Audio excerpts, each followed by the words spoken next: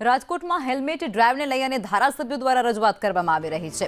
ગૃહ રાજ્યમંત્રી હર્ષ સંઘવીને ધારાસભ્યો દ્વારા રજૂઆત કરાઈ છે।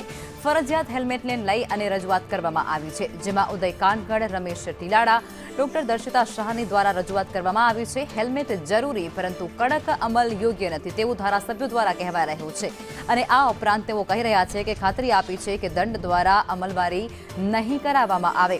આ સાથે જ ટ્રાફિકના જવાનો છે તેમના દ્વારા સવારથી જ રાજકોટવાસીઓને ફૂલ આપી અને જનતાને સમજાવવાનો પ્રયાસ થઈ રહ્યો છે। જાગૃતિ દ્વારા હેલ્મેટની અમલવારી કરાશે, દંડથી નહીં તે પ્રકારનો ગૃહ વિભાગ દ્વારા તેમને આશ્વાસન આપવામાં આવ્યું છે તેવું અત્યારે ધારાસભ્યો દ્વારા કહેવાઈ રહ્યું છે। રાજકોટમાં હેલ્મેટ ફરજિયાત કરાતાની સાથે જ લોકોમાં ભારે રોષ હતો, જેને લઈને આ રજૂઆત ધારાસભ્યોએ કરી।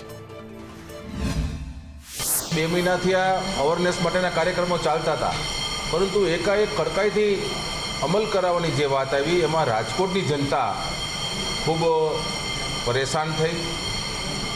ગઈકાલે ઘણા બધા રાજકોટના મીડિયાના મિત્રોના, રાજકોટના લોકોના ફોન આવ્યા અને ગઈકાલે સાંજે જ આપણા ગુજરાત સરકારના ગૃહ રાજ્યમંત્રી શ્રી હર્ષભાઈ સંઘવી સાથે મારે ટેલિફોનિક વાત થઈ કે રાજકોટમાં અત્યારે આ પરિસ્થિતિ છે તો આમાં કંઈક વ્યવહારુ ઉકેલ આવે।